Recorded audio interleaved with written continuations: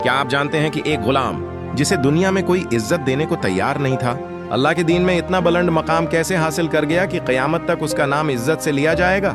ये कहानी है हजरत बिलाल हबशी रजी अल्लाह अन्हु की, जिन्होंने सख्त तरीन तकलीफें बर्दाश्त की लेकिन अपने ईमान को कमजोर नहीं होने दिया। हजरत बिलाल हबशी रजी अल्लाह अन्हु इस्लाम कबूल करने वालों में इब्तिदाई लोगों में शामिल थे। वो मक्का में एक गुलाम की हैसियत से जिंदगी गुजार रहे थे।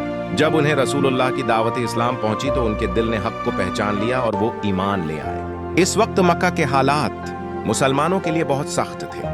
कुफार मक्का इस्लाम कबूल करने वालों पर जुल्म करते थे ताकि वो अपने दीन से वापस हो जाएं। जब हजरत बिलाल रज़ी अल्लाह अन्हु के मालिक उमिया बिन खलफ को मालूम हुआ कि बिलाल रज़ी अल्लाह अन्हु मुसलमान हो गए हैं तो उसने उन्हें शदीद तकलीफें देना शुरू कर दें। वो उन्हें सख्त धूप में तपती हुई रेत पर लटा देता, सीने पर भारी पत्थर रख देता और कहता, अपने दीन से वापस आ जाओ। लेकिन हजरत बिलाल रजी अल्लाह अन्हु का ईमान पहाड़ से भी ज्यादा मजबूत था। वो तकलीफ की हालत में भी सिर्फ एक ही बात कहते, अहद अहद, यानी अल्लाह एक है, अल्लाह एक है। ये अल्फाज इस बात का ऐलान थे कि दुनिया की कोई ताकत उन्हें अल्लाह की वहदानियत से दूर नहीं कर सकती।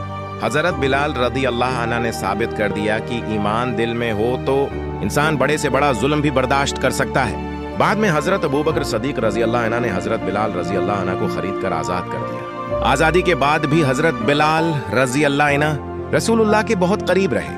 उन्हें इस्लाम में एक अजीम मकाम हासिल हुआ और वो मस्जिद नबवी के पहले मोज़न बने। जब हजरत बिलाल रज़ी अल्लाह अन्हु अजान देते तो मदीना के मुसलमानों के दिल खुशी से भर जाते।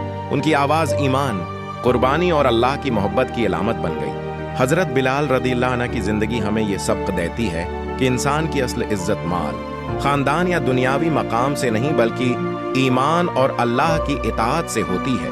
अगर दिल में यकीन मजबूत हो तो मुश्किलात इंसान उनको तोड़ नहीं सकते बल्कि उसे अल्लाह के करीब कर देती है।